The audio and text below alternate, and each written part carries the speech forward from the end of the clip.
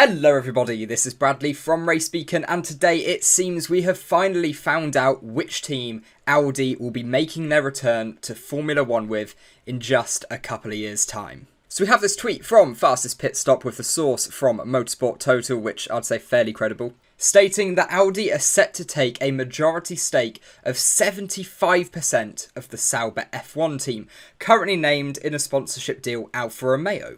The chassis will still be built in Hinwil, I don't speak Swiss, which is exactly where it's built now. That is the main base of the Alfa Romeo Formula 1 team. And this is also a more well-known fact, it does have one of the most modern wind tunnels in Formula 1. However, Aston Martin with their new developments, Silverstone, should be set to take that place. But then we also have some more news. The power unit will be built in Germany at the Audi HQ, which isn't a massive surprise at all. We're also seeing that apparently the announcement could possibly be this weekend.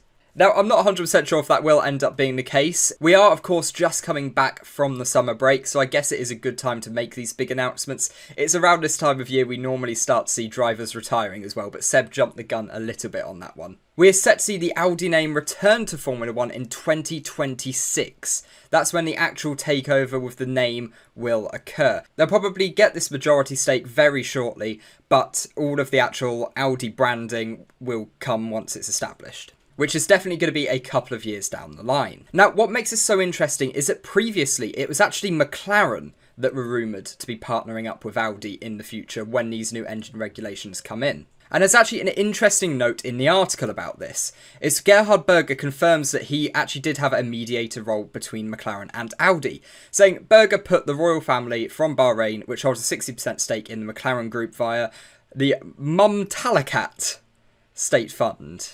I'm just going to butcher all of the names today, into contact so that the two could talk, because McLaren would have been a candidate as a partner for Audi in Formula 1. So this is good. This does at least confirm that the rumours that even I reported on a little bit early in the year, they were true. There were talks between McLaren and Audi. So I always like it when these things do turn up to be true, and it does show which journalists can be a little bit more trustworthy than others. But apparently the talks between McLaren and Audi ultimately came to nothing. Contacts are said to have existed later with Williams, and actually there was some talk about this as well, but I think Williams are more going down the Renault route now, via the former Volkswagen WRC boss Jost Capito. And Aston Martin, nothing came of it either. I think Aston Martin are pretty solidly in the Mercedes camp as well now. But why is this so big? Honestly, I think it's just because Alfa Romeo as a brand, obviously that Sauber group, they want to be doing some great things in Formula 1, but I think Alfa Romeo as a brand, they're more than content to be sitting in 6th, 7th, 8th in the constructors' standings, whereas a name like Audi, once they get their engine in that car, they have got that extra bit of incentive to really push, really put the funding in. And I think, honestly, Audi, much more likely than Alfa Romeo funding to go a lot further. So do you think Audi can push this Swiss-based Sauber group up the championship standings? Or are they a team destined to suffer in the bottom half of the drivers' standings? Let me know what you guys think. Do you think this is great for Formula 1 to have a name like Audi returning? And especially linking up with the Sauber group, who have in the past done some pretty cool things in Formula 1. I always read every comment and try to reply to as many as possible, so let me know what you think down below. Also, don't forget to like this video and subscribe to the channel. It really helps out, and of course you can always change your mind later. But guys, as ever, until next time, goodbye.